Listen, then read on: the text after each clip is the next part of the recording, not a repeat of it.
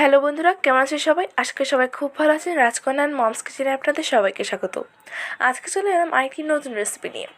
এই রেসিপিটি আমার খুব ভালো লাগে। আচার আমার এমনিতেই ফেভারিট, কিন্তু মার হাতের জলপাই আচার সে যেন অন্য স্বাদ। কতটা যে ভালো হয়েছে এই আচারটি তা আমি আপনাদের ভাষায় বলতে পারবো না। আপনারা আপনাদের বাড়িতে এই রেসিপিটি ট্রাই করবেন এবং কমেন্টে বলবেন যে কেমন হলো। তো সবশেষে বলবো, ভিডিওটি ভালো লাগলে একটা লাইক, কমেন্টে শেয়ার করবেন আর আমাদের চ্যানেলটিকে অবশ্যই সাবস্ক্রাইব করবেন। আর হ্যাঁ, বেল আইকনটি অবশ্যই বাজিয়ে দেবেন যাতে ভিডিওর নোটিফিকেশানটি আপনার কাছে দ্রুতই চলে যেতে পারে। তো চলুন ভিডিওটি দেখে আসা যাক।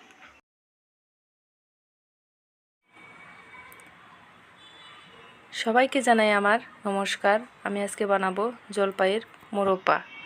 তার জন্য আমি নিয়েছি জলপাই 250 গ্রামের একটু কম বেশি হতে পারে। আমি একটা চুলায় কিছু গরম জল বসিয়ে দিয়েছি।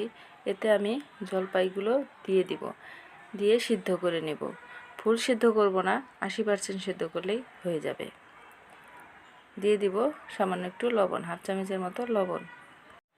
এখন আমি চুলাটা মিডিয়াম আঁচে রেখে জলপাইটা সিদ্ধ করে নেব। জলপাইটা নেওয়ার আগে চেষ্টা করবেন জলপাইটা যেন ফ্রেশ হয়, কাটা ফাটা এরকম না হয়। আমি জলপাইটা সিদ্ধ করে নিয়েছি। এবার আমি নামিয়ে নিব। নামিয়ে এটাকে আমি ঠান্ডা হতে দেব। ঠান্ডা হয়ে গেলে চলে যাব পরের ধাপে। জলপাইটা আমার ঠান্ডা হয়ে গেছে। এবার আমি একটা কাঁটা চামচ দিয়ে জলপাইটা এরকম নিয়ে ছিদ্র ছিদ্র করে নেব। যতটা সম্ভব ছিদ্র ছিদ্র করে নিতে হবে। এরকম ছিদ্র ছিদ্র আপনারা চাইলে কিন্তু কাঁচা জলপাইটাও করে নিতে পরে সিদ্ধ করতে পারেন, কিন্তু আমি সিদ্ধ করেই করে নিলাম। এরকম করে সবগুলো জলপাই এরকম ছিদ্র ছিদ্র করে নেব। একটা দুইটা ছিদ্র করলে কিন্তু হবে না, যতটা সম্ভব বেশি করে নিতে হবে। এবার আমি ভেজে নেব মশলা। এখানে আমি দিয়েছি 1 চামচ জিরা, 1 চামচ মৌরি সস আর 1 চামচ মেথি। চুলার আঁচটা একদম লোতে করে দিয়ে মশলাগুলো ভাজতে হবে। মশলাগুলো কালো করে ভাজা যাবে না। যখন এর থেকে গন্ধ বেরিয়ে আসবে, একটু হালকা লাল হয়ে আসবে, তখন নামিয়ে ফেলতে হবে। মশলাগুলো আমার ভাজা হয়ে গেছে। এবার আমি মরিচ ভেজে নেব। আমি নিয়েছি 3টা শুকনা মরিচ, আপনারা চাইলে আরও বেশিও নিতে পারেন। এদিকে সবগুলো জলপাই আমার সিদ্ধ করে নেওয়া হয়ে গেছে।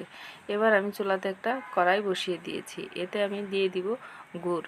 আমি যতটুকু জলপাই নিয়েছি ততটুকুই গুড় দিয়ে দিব। এখানে আমি 250 গ্রামের মতো গুড় নিয়েছি। আমি কিন্তু আখের গুড় নিয়েছি, আপনারা চাইলে চিনিটাও নিতে পারেন, তবে গুড়টা দিয়েই বেশি ভালো লাগে। আমি সবগুলো গুড় এই কড়াইয়ে দিয়ে দিলাম। চুলার আঁচটা কিন্তু লোতে রাখতে হবে। এখন আমি একটু নেড়ে দিব। এরপর আমি দিয়ে দিব জল। আমি যতটুকু গুড় নিয়েছি তার 2 ডাবল জল দিয়ে দিব। আমি যে বাটি দিয়ে গুড় দিয়েছি তার 2 বাটি জল দিয়ে দিয়েছি। আপনার চিনির মাপটাও সেরকম করেই দিবেন। এখন আমি জলটা 3-4 মিনিট ফুটিয়ে নিয়ে দিয়ে দিব জলপাই। একটা একটা করে আস্তে আস্তে ছাড়তে হবে, নয়তো গুড়টা ছিটে গায়ে আসলে পুড়ে যাবে। এই পর্যায়ে চুলার আঁচটা লো টু মিডিয়াম আঁচে করে দিয়েছি। সবগুলো জলপাই আমি দিয়ে দিয়েছি। এই পর্যায়ে খুব বেশি নাড়াচাড়া করতে হবে না, একটু করে নিচ থেকে নেড়ে দিলেই হয়ে যাবে। আমি একটু পর পর আস্তে আস্তে এরকম করে নেড়ে চেড়ে দিয়ে দিব। এই পর্যায়ে বেশি বেশি নাড়াচাড়া করলে জলপাইগুলো কিন্তু ভেঙে যেতে পারে। জলপাইগুলো কিন্তু আমি আস্ত করেই মোরব্বাটা করব।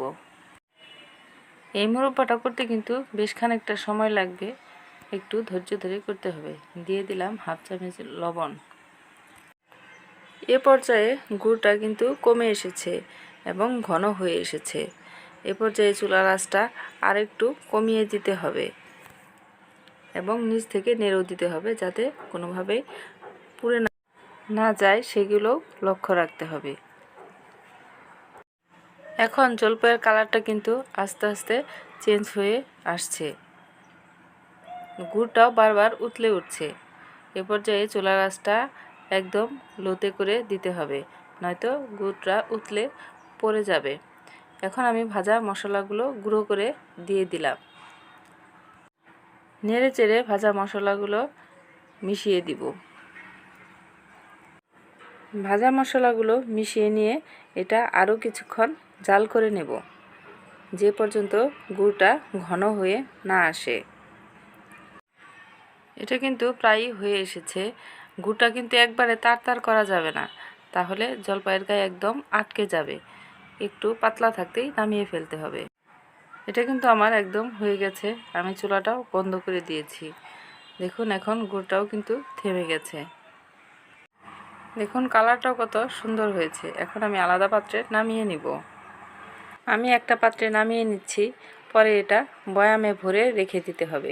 এটা কিন্তু 6 মাস রেখে দিয়ে খাওয়া যাবে, কিছুই হবে না, কোনো ফ্রিজেও রাখতে হবে না।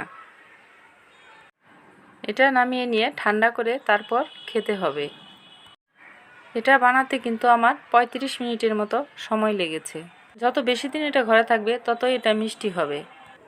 আমি একটা জলপাই নিয়ে কেটে দেখিয়ে দিচ্ছি এটা কতটা রসালো হয়েছে। জলপাইয়ের ভিতরে কিন্তু রস ঢুকে গেছে। এটা যতদিন ঘরে রাখা যাবে ততই এটার ভিতরে রস ঢুকে যাবে, আরও রসালো হবে, আরও মিষ্টি হবে। রস কিন্তু কোনোভাবে আলাদা করা যাবে না, রসে ডুবিয়েই রাখতে হবে। তাহলে আমার আজকের রেসিপি যদি আপনাদের ভালো লেগে থাকে, আমাকে এগিয়ে নিয়ে যেতে একটা সাবস্ক্রাইব অবশ্যই করবেন। কেবলমাত্র আপনাদের সাপোর্ট পেলেই আমি এগিয়ে যেতে পারবো। আজকের মতো এখানেই শেষ করছি। সবাই ভালো থাকবেন, সুস্থ থাকবেন। শুভ হোক আপনাদের প্রত্যেকটি পদক্ষেপ। আমার মেয়েদের জন্য দোয়া করবেন, আশীর্বাদ করবেন।